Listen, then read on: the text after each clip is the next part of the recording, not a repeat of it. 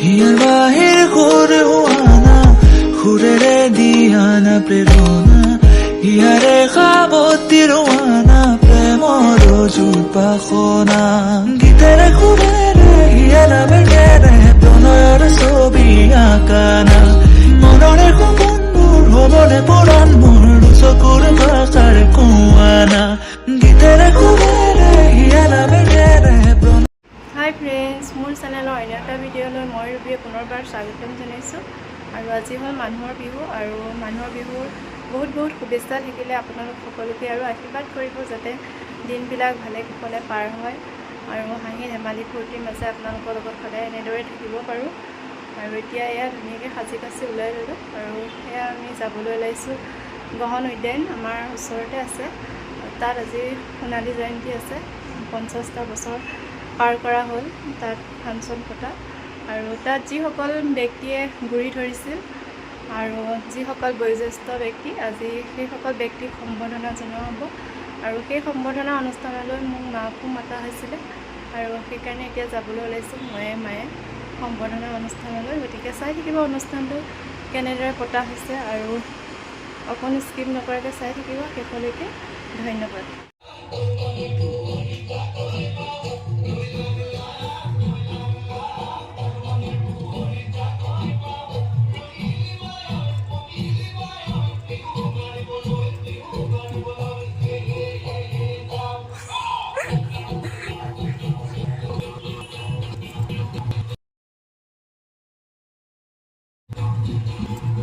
কোন তাতে মানে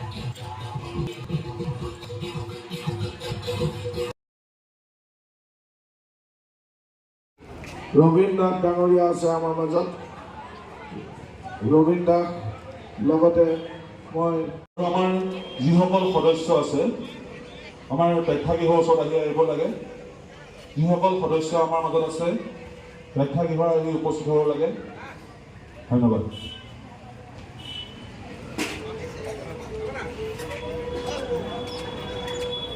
আজি ইয়াত যিসকল জ্যেষ্ঠক আমন্ত্ৰণ জনাইছোঁ, সেই জ্যেষ্ঠসকলক মই সশ্ৰদ্ধ প্ৰণাম জনাইছোঁ। আৰু মই তেখেতসকলৰ নামসমূহ ঘোষণা কৰাৰ লগে লগে আমি গুৰুগাত মাৰিম, আৰু গুৰুগাত মৰাৰ লগে লগে তেখেতসকলৰ সন্মুখত থকা যি আসন, সেই আসনত আমি আসন গ্ৰহণ কৰিবলৈ তেখেতসকলক আমন্ত্ৰণ জনাম। আৰু যিসকলৰ শাৰীৰিকভাৱে নোৱাৰে তেখেতসকলক আমি আমাৰ পূব দিশত থকা যিকেইখন আসন আমি ৰাখি থৈছোঁ, তাত তেখেতসকলে আসন গ্ৰহণ কৰিব। আৰু বাকী সকলোকে আমি পথত আসন গ্ৰহণ কৰিবলৈ আমি বিনম্ৰভাৱে আপোনালোকক অনুৰোধ জনাইছোঁ। ডিম্বনাথ মিলি ডাঙৰীয়া, দুলু দাস ডাঙৰীণী, সুৰেণ শইকীয়া ডাঙৰীয়া, অজিত দাস ডাঙৰীয়া, দুলাল বৰুৱা ডাঙৰীয়া, লক্ষীৰাণী টি ডাঙৰীণী, বংশী দাস ডাঙৰীয়া, প্ৰভাস খনিকৰ ডাঙৰীয়ানী, চৌকত আলী ডাঙৰীয়া, লংকেশ্বৰ দাস ডাঙৰীয়া, লোকনাথ পাঠক ডাঙৰীয়া, তপন দাস ওৰফে পদ্মকান্ত দাস ডাঙৰীয়া, বীণা দাস ডাঙৰীয়ানী, মাধুৰী দাস ডাঙৰীয়ানী, প্ৰশান্ত দাস ডাঙৰীয়ানী মুণ্ডা, শংকৰ দাস ডাঙৰীয়া, বাসুদেৱ দাস ডাঙৰীয়া,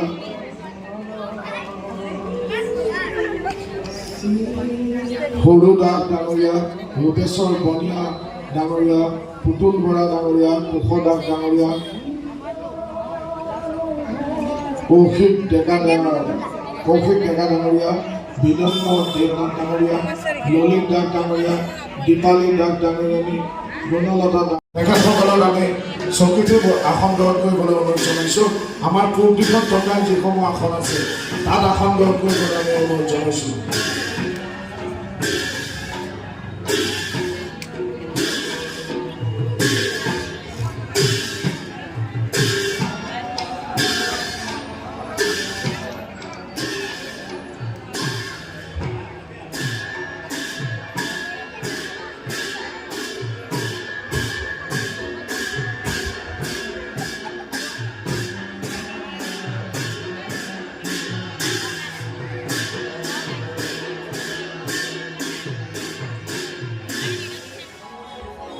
আমি কিছু সময় অকণমান সময় আপোনালোকক ধৈৰ্য সহকাৰে এইকাৰণে ক'ম যে আমাৰ ইতিমধ্যে টিভি চেনেলৰ পৰা প্ৰায় ৩-৪টা চেনেল ইতিমধ্যে আহিছে।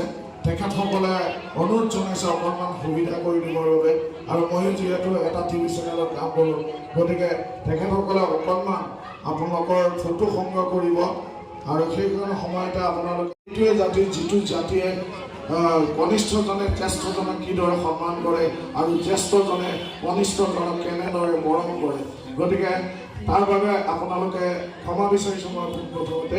গতিকে প্ৰথমতে আমি টিভি চেনেলৰ যিসকল সাংবাদিক বন্ধু আছে তেখেতসকলক মই ফটো সংগ্ৰহ কৰিবলৈ অনুৰোধ জনাইছোঁ। তাৰপিছতে আমি আমাৰ অনুষ্ঠান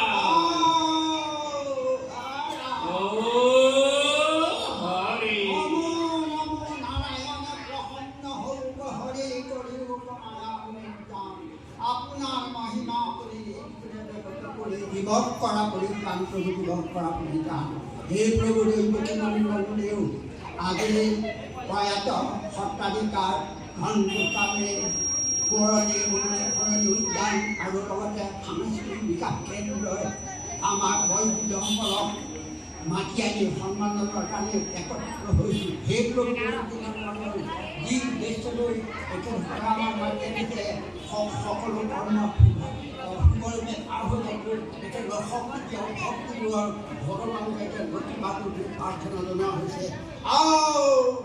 হৰি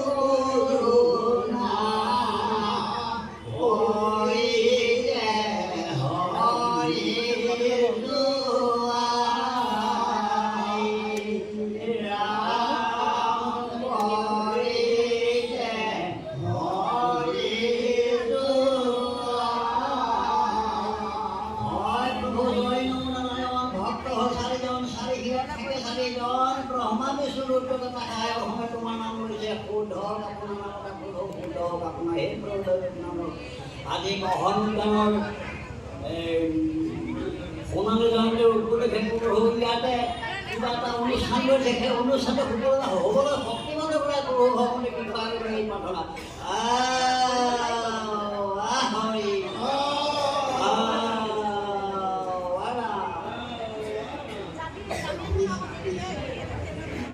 এইফালে এয়া কনিষ্ঠজনে জ্যেষ্ঠজনৰ আশীৰ্বাদ লৈছে, সেৱা ধৰিছে আৰু জ্যেষ্ঠজনে কনিষ্ঠজনক আশীৰ্বাদ কৰিছে যাতে তিনিবিলাক ভালে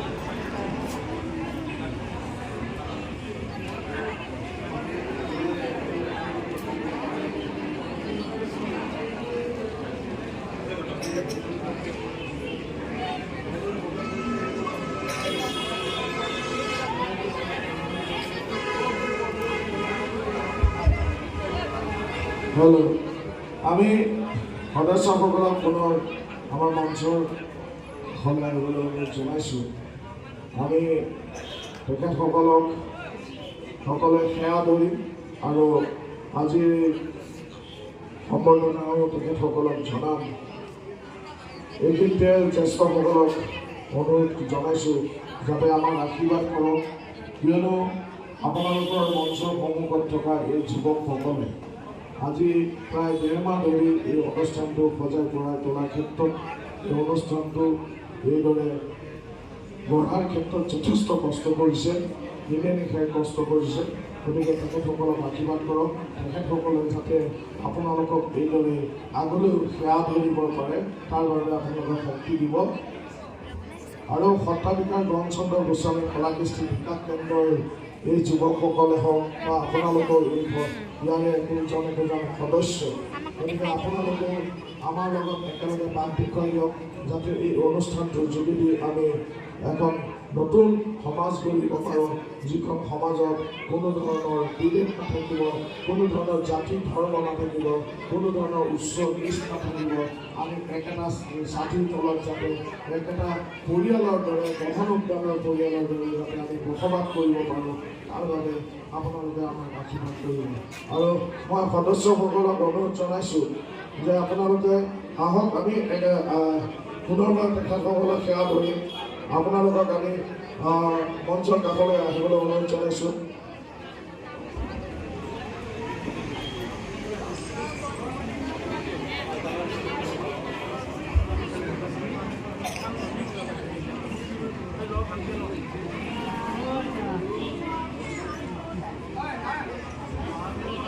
মই ধৰ্মকান্ত কলিতা ডাঙৰীয়াক আমন্ত্ৰণ জনাইছোঁ। ধৰ্মকান্ত কলিতাক আমন্ত্ৰণ জনাইছোঁ। ধৰ্মকান্ত কলিতাক আমন্ত্ৰণ জনাইছোঁ। তেখেতৰ লগত 2জন সদস্য যাব আৰু প্ৰথমতে আমি সেৱা ধৰিম আমাৰ অতি শ্ৰদ্ধাৰ অৱসৰপ্ৰাপ্ত শিক্ষক দিব্যেশ্বৰ চেতিয়া ডাঙৰীয়াক আমি প্ৰথমতে সেৱা ধৰিম। গতিকে মই ধৰ্মকান্ত কলিতাক সেৱা ধৰিবৰ বাবে অনুৰোধ জনাইছোঁ আৰু লগত আমি 2জন সদস্যক যাবলৈ অনুৰোধ জনাইছোঁ। দিব্যেশ্বৰ চেতিয়া ডাঙৰীয়া।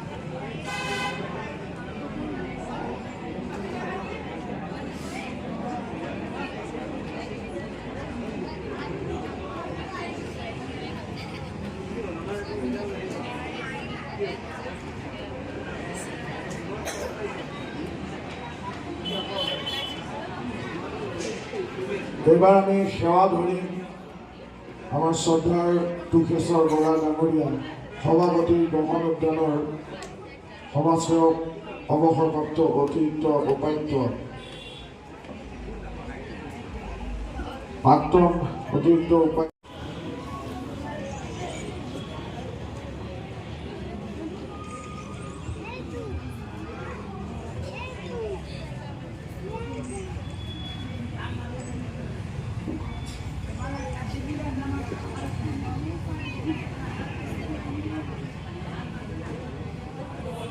ইয়াৰ পিছতে আমি সেৱা ধৰিম আমাৰ অতি শ্ৰদ্ধাৰ অমূল্য দাস ডাঙৰীয়া, প্ৰাক্তন সম্পাদক, আজীৱন সদস্য গহন উদ্যানৰ।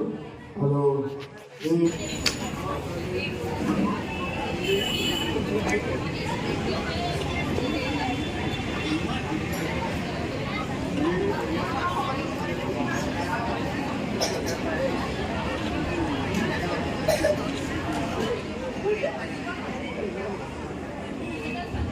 ইয়াৰ পিছত